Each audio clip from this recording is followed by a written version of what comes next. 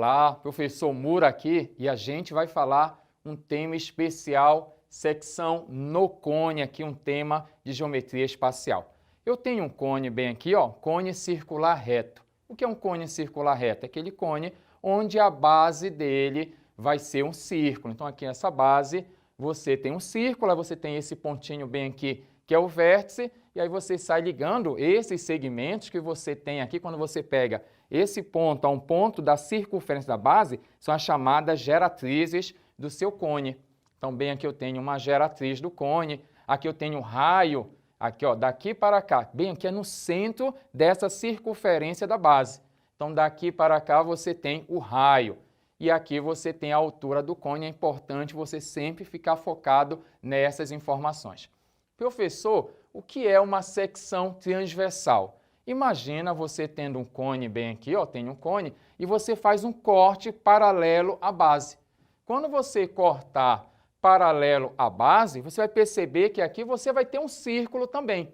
Lógico, o raio é diferente. Se aqui você tem um raio, vou chamar assim de Rzão, aqui você vai ter um raio que é Rzinho. Rzão, Rzinho bem aqui. Então, essa é a ideia que você tem que ter. Secção transversal, tanto em cone, como em cilindro, até mesmo pirâmide, é quando você corta paralelo à base. E o importante é você não esquecer que a área da secção transversal vai ser a área desse círculo. Professor, preciso decorar isso? Não. Basta você entender que uma secção transversal é um corte paralelo à sua base. Cortei paralelo à base, eu vou ter aqui um círculo, a área do círculo chamada de secção transversal, já que é um corte paralelo à sua base.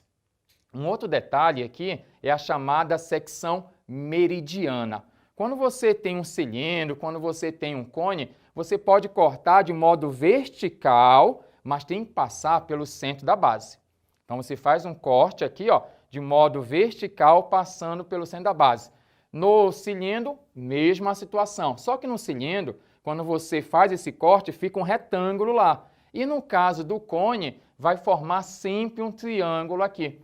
A secção transversal em um cone vai ser um triângulo. E quando ele perguntar, eu quero saber a área da secção transversal, é a área desse triângulo aqui, onde a base vale 2R, porque aqui é o raio, aqui também é o raio. Então, R mais R, 2R. Então, aqui é a minha base. A base de quem? Do triângulo, porque eu falei para você que a secção meridiana é um triângulo. Então, se ele pergunta a área da secção meridiana, está perguntando a área do triângulo. E a área de um triângulo, muito bom, base vezes a altura sobre 2. Só que num detalhe, que a minha base é 2R e a altura acaba sendo a altura do seu cone. Então, não vai esquecer dessa dica importante. Tem um detalhe. Existe algo que nós chamamos assim de cone equilátero. O que é um cone equilátero, professor? É um cone especial, é um caso particular. Imagina o seguinte, eu não falei para você que aqui a secção meridiana é um triângulo? Falou, professor. Agora, observe o seguinte, tem um triângulo que ele é muito especial na matemática, que é o chamado triângulo equilátero. Professor, não lembro o que é um triângulo equilátero. Um triângulo é equilátero quando os lados são iguais, os três lados são iguais. Imagina aqui uma coincidência, por exemplo, se aqui for 2R, ó, 2R aqui é 2R porque você tem aqui o diâmetro da sua base. Agora, se essa geratriz aqui, ó, esse aqui também for 2R, olha só o que eu estou falando para você. Se aqui vale 2R, aqui 2R, aqui 2R, esse triângulo não é um triângulo qualquer, é um triângulo equilátero. E aí eu vou dar um nome para esse cone, vou chamar ele de cone equilátero. Quando é que um cone é equilátero? Quando aquele triângulo ali, na sua secção meridiana, é um triângulo equilátero. Então, se você entender que isso aqui é uma consequência de você ter um triângulo equilátero, você não precisa memorizar, porque se é um triângulo equilátero, os lados são iguais. Você vai encontrar em muitos livros aí, falando que um cone é equilátero quando a geratriz dele vale 2R. Aqui, ó, esse segmento é a nossa geratriz.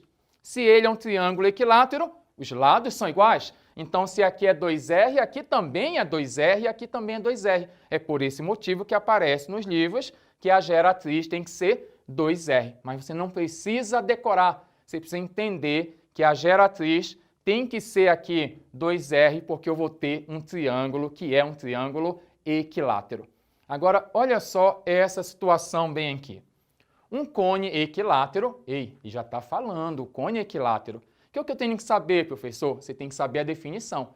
Quando o cone é equilátero? Quando esse triângulo que você consegue formar aqui, ele é um triângulo equilátero. Aí o seu cone vai ser equilátero. Tudo bem? Agora vem cá. Um cone equilátero tem área da base. Ei, professor, quem vai ser a área da base do cone? A área do círculo. A área da base é a área do círculo, que é π vezes r elevado à segunda. Então, a área da base igual a 25. Opa, ele me deu a área da base. Vem cá. Eu tenho o círculo da base. O raio aqui eu não sei, ele não me deu o valor do raio. Preste atenção. Ele me deu o valor de quem? Da área. Mas para que isso, professor? É sempre importante, quando você lê uma questão de matemática, você entender que cada informação tem um objetivo. Esse objetivo aqui de fornecer para você 25π é para você calcular o valor do raio, porque eu sei que a área de um círculo é πr à segunda. Se eu tenho o valor aqui, ó, a área da base, que é a área do círculo, πr à segunda, mas se eu tenho o valor da área, qual é o valor da área aqui? 25π. Então, você vai substituir aqui 25π. O que é que eu posso fazer aqui? Olha, eu posso simplificar bem aqui, que a gente usa até um termo assim muito comum, na matemática a gente brinca com os alunos, sempre é pachaca esse com esse, corta. Você corta esse com esse. Mas se você não entendeu, você pode fazer assim. Esse π está multiplicando, ele é um número. Não esqueça que π vale quanto? Muito bom, 3,14. Então, esse número aqui está multiplicando, passa dividindo. Aí você vai fazer uma simplificação com π em cima e o π embaixo. Vai cancelar π com π. Legal? Como é que ficou até o momento aí no seu caderno? R à segunda igual a quanto? A 25. O que é que você faz agora? Passa a sua raiz. Então, R vai ser a raiz quadrada de 25. Professor, quanto é que vale raiz quadrada de 25? É aquele número que multiplicado por ele mesmo vai dar o 25, que é o número 5. 5 vezes 5 vai dar 25. E não esqueça, como aqui eu tenho área em centímetros quadrados, mas o raio é um tamanho, então ele vai ser em centímetros aqui, então raio 5 centímetros. Outra pergunta que eu quero saber aqui é a altura desse nosso cone, e não esquecendo que ele é um cone equilátero, que até o momento a gente não utilizou essa informação, vamos utilizar agora. Eu tenho um cone aqui, e não esqueça que ele é equilátero. O que isso quer dizer? Que eu acabei de descobrir o valor do raio. Quanto é o raio? 5. Então, bem aqui eu tenho o raio que vale 5. E aí um detalhe, se aqui é 5, essa distância total, que é o diâmetro da sua base, aqui é 5 mais 5, vale 10. E se o cone é equilátero, você tem que lembrar que essa geratriz aqui, ó, tem que ser o diâmetro da base. Então, se aqui é 5 mais 5 vai dar 10. Então, essa minha geratriz é 10. Agora, olha só um detalhe aqui. Aqui é 5, ó. Aqui é o raio. A altura eu quero saber, que é a nossa pergunta. E eu tenho a geratriz, que é 10. Aí eu olho para cá e digo, já sei. Teorema de Pitágoras, porque esse triângulo aqui, ó, é um triângulo retângulo. Esse aqui é 90, que também é 90, que é esse símbolo aqui. Se esse aqui é um triângulo retângulo, eu vou utilizar o Teorema de Pitágoras. Se você esqueceu, o que é que diz o Teorema de Pitágoras? Muito bom, ótimo. Quadrado da medida da hipotenusa. A hipotenusa é a minha geratriz. Então, a hipotenusa 10 elevado à segunda potência, elevado ao quadrado, é igual à soma dos quadrados dos catetos. H à segunda mais 5 à segunda. Não esqueça que você tem um objetivo, que é descobrir o valor do H.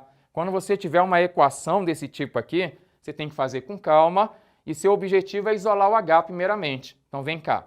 10 elevado ao quadrado é 10 vezes 10, que deu 100.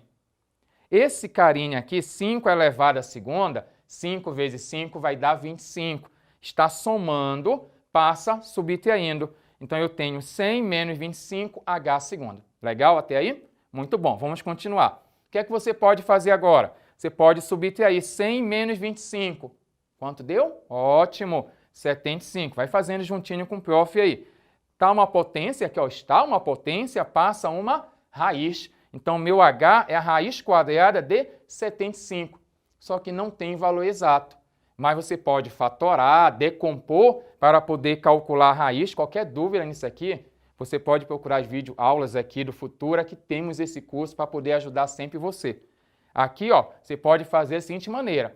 Está uma potência, passa uma raiz, legal? Guarda aí na mente, raiz quadrada de 75. Mas eu posso lembrar também da tabuada. Ela vai me ajudar. Olha só na tabuada, 75, você pode pensar, professor, 75, como eu sempre brinco, né, pelo poder da fé que a gente tem, é 3 vezes 25. Alguém perguntaria assim, Mura, mas por que você escolheu 25? É porque o 25 ele é especial, ele tem raiz quadrada exata. Então, uma boa escolha. Você poderia fazer outras escolhas, né? 5 vezes 15 vai dar o 75, mas não é legal. Por que não é legal? Porque ele não tem uma raiz exato 15, por exemplo. Mas aqui, ó, quando você faz 3 vezes 25, vai dar o 75. Qual é a vantagem disso? Que a raiz quadrada de 25, você sabe. Quanto é? Ótimo, deu 5. Então, esse tem uma raiz quadrada exata. E esse, prof, não tem. Então, ele fica na raiz. Porque é importante você recordar que essa raiz quadrada é de cada elemento, é de cada fator. É a raiz quadrada desse e desse.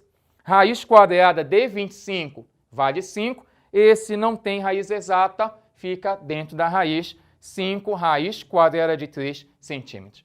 Você percebeu como o tema ele é especial? Para você saber um pouquinho de geometria espacial, você pode parar, né, fazer essas figuras. É sempre importante você utilizar um mapa mental, aproveitar os nossos quadros aqui e você anotar essas informações e ir fazendo com calma. Deixa eu ver se eu entendi. Você chega nessa videoaula, você pode voltar para você entender. Você pode aprender na sua velocidade. Cada pessoa aprende de uma determinada maneira. Olha, professor, eu passei a primeira vez, não entendi ainda. Você volta, recua, né? Ah, até onde foi? Foi até aqui, é legal. E é assim que você vai vencendo e você vai aprendendo.